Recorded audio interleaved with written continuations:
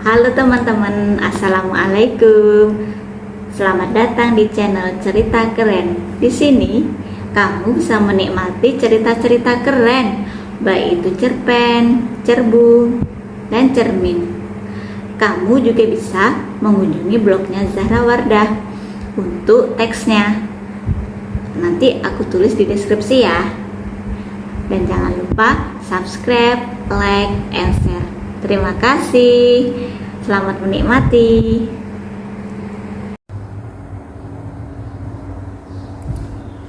Cerita bersambung Wanita Malam dari Desa bab 4 oleh Zahra Wardah. Bab 4, Tampan yang Baik Hati. Mas Tresno sepertinya sedikit terkejut. Namun beberapa detik terlewati, senyum sempurna timbul dari wajahnya. Boleh banget kalau mbak. Kebetulan saya lagi butuh karyawan. Tapi Mbak Yati nggak masalah kalau gajinya nggak seberapa. Yang penting bisa menyambung hidup mas, demi bertemu dengan anak saya. Mendengar perkataanku barusan, Mas Tresno sepertinya kembali terkejut. Dahinya berkerut dan alisnya menyatu. Aku paham dengan situasi ini. Sebelum Mas Tresno bertanya, kujelaskan alasanku pergi ke kota ini untuk Aisyah. Semoga secepatnya bisa bertemu dengan anak ya mbak. Kalau ada apa-apa, jangan sungkan minta tolong saja. Oh iya, Mbak Yati mau minum apa? Sampai lupa nggak nawarin minuman tadi. Lanjutnya sembari menampakkan barisan gigi-giginya yang putih. Nggak usah mas, saya pamit saja kalau begitu. Nggak enak lama-lama. Aku sungkan duduk di rumah yang dihuni Mas Tresno sendiri. Apa kata tetangga nanti? Iya, aku baru ingat, ini kan di kota bukan desa yang kalau ada sedikit saja masalah, tetangga pasti gosipnya segera menyebar dan heboh.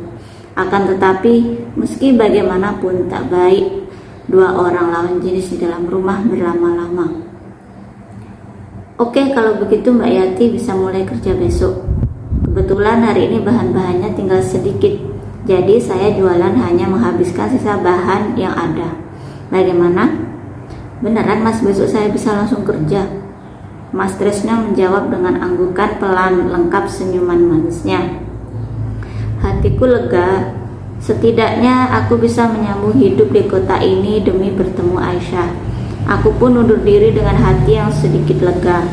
Baru saja beranjak dari kursi, tak disangka hujan turun tiba-tiba dengan lebat. Mas Tresno sebenarnya mencegahku untuk pulang. Tetapi aku nekat pamit dengan meminjam payung Mas Tresno. Aku menerjang hujan dan angin saat itu. Di tengah perjalanan, bajuku basah kuyup oleh mobil yang lewat dengan ngebut menerjang genangan air di trotoar.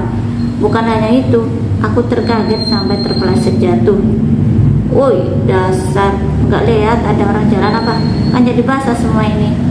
Aduh, kakiku sakit lagi. Cerocosku sambil memegang kaki kanan yang sakit.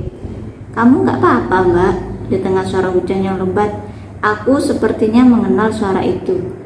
Aku mendongak. Benar, dia lelaki hidung mancung itu, Mas Walid. Mungkin inikah takdir? Tak sengaja lagi aku bertemu dengannya.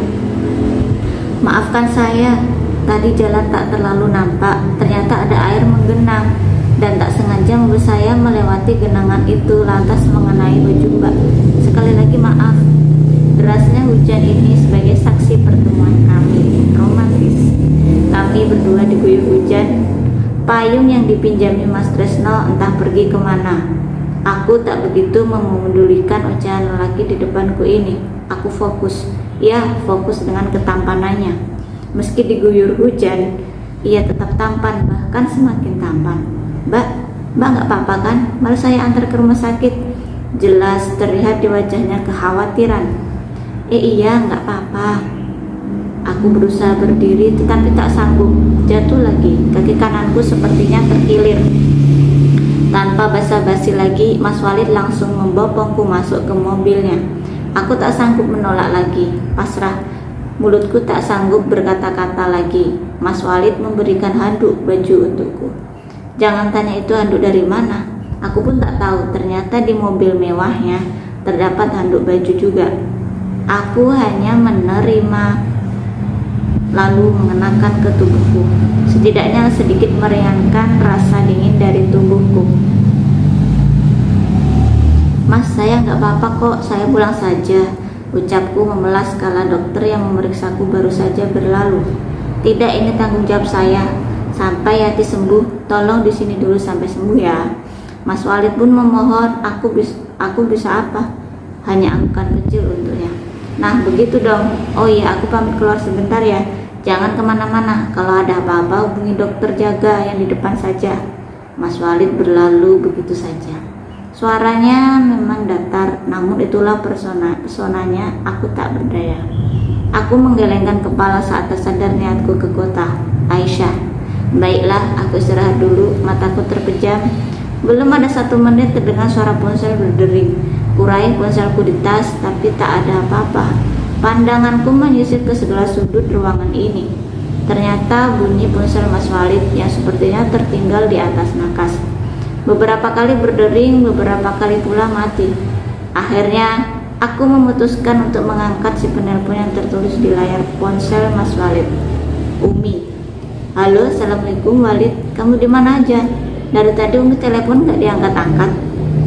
Baru saja aku mengangkat, suara tinggi dari ujung seberang mengagetkanku sampai ponsel Mas Walid aku jauhkan sementara dari telinga.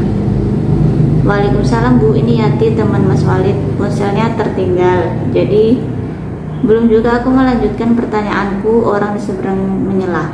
Di mana Walid? Tadi katanya keluar sebentar.